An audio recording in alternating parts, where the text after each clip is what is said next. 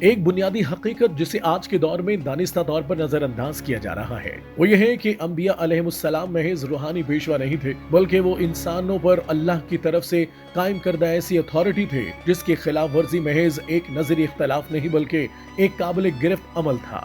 رسالت کا مشن محض واضح و نصیحت تک محدود نہیں تھا، بلکہ نظام بنانا، حکومت قائم کرنا اور ایسی اتھارٹی کے طور پر کام کرنا تھا جس کے احکامات قابل اطاعت ہوں۔ دنیا کا ایک مسئلہ اصول ہے کہ جب کسی ریاست یا حکومت کی اتھارٹی کو چیلنج کیا جاتا ہے تو ریاست کو یہ حق حاصل ہوتا ہے کہ وہ باغیوں کے خلاف کارروائی کرے۔ یہی اصول انبیاء علیہ السلام کی اتھارٹی پر بھی لاگو ہوتا ہے۔ ہر رسول اپنے زمانے میں اپنی قوم پر اللہ کی اتھارٹی کے نمائندے تھے، اس لیے ان کی نافرمانی دنیا میں بھی سزا کی وجہ بنتی تھی۔ البتہ باقی تمام انبیاء علیہ السلام کی رسالت ایک مخصوص قوم تک محدود تھی۔ وہ اپنی اپنی قوموں کی طرف مابعوث کیے گئے اور ان کی مخالفت کے نتیجے میں عذاب بھی انہی اقوام تک محدود رہا، لیکن نبی اکرم حضرت محمد مصطفیٰ صلی اللہ علیہ وآلہ وسلم کی رسالت کسی ایک قوم، نسل یا خطے تک محدود نہیں۔ آپ صلی اللہ علیہ وآلہ وسلم تمام انسانیت کے لیے رسول بنا کر بھیجے گئے، کوئی مشرقی ہو یا مغربی، کوئی گورا ہو یا کالا، کوئی یورپی ہو یا افریقی، کوئی ایشیائی ہو یا امریکی۔ رسول اللہ صلی اللہ علیہ وآلہ وسلم کی اتھارٹی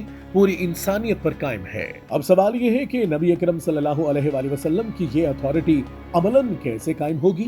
جو لوگ اس دین کو قبول کر لیتے ہیں، ایمان لے آتے ہیں اور کلمہ پڑھ کر امت اجابت میں شامل ہو جاتے ہیں، ان پر لازم ہے کہ وہ اپنی زندگی کے ہر شعبے میں رسول اللہ صلی اللہ علیہ وآلہ وسلم کی اتھارٹی کو قائم کریں۔ آئین ہو یا قانون، سیاست ہو یا معیشت، سماج ہو یا ریاستی نظام، دین حق کا نظام یہی تقاضا کرتا ہے کہ نبی صلی اللہ علیہ وآلہ وسلم کے قائم کردہ اصول حکمرانی کو اپنایا جائے۔ یہی دراصل رسالت اور نبوت کو ماننے کا عملی مفہوم ہے۔ جو لوگ امت دعوت ہیں، یعنی وہ جن تک اسلام کی دعوت پہنچ چکی مگر انہوں نے ایمان قبول نہیں کیا، ان پر بھی نبی اکرم صلی اللہ علیہ وآلہ وسلم کی اتھارٹی ایک واضح دائرے میں قائم ہے۔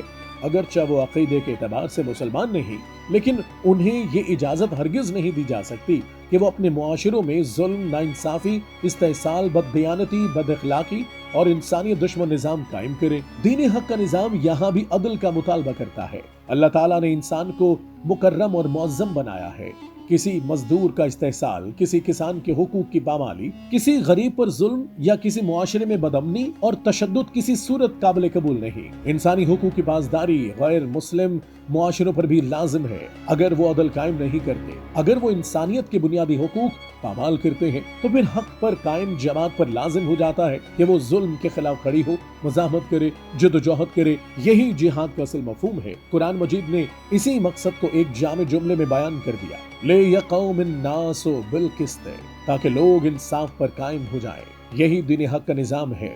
یہی نبی اکرم صلی اللہ علیہ وآلہ وسلم کی عالمی رسالت کا تقاضا ہے، اور یہی وہ راستہ ہے جو انسانیت کو ظلم سے نکال کر عدل، امن اور حقیقی فلاح کی طرف لے جاتا ہے۔ جب تک رسول اللہ صلی اللہ علیہ وآلہ وسلم کی اتھارٹی کو اس کے درست دائرے میں تسلیم نہیں کیا جائے گا، دنیا ظلم کے اندھیروں سے باہر نہیں آ سکتی۔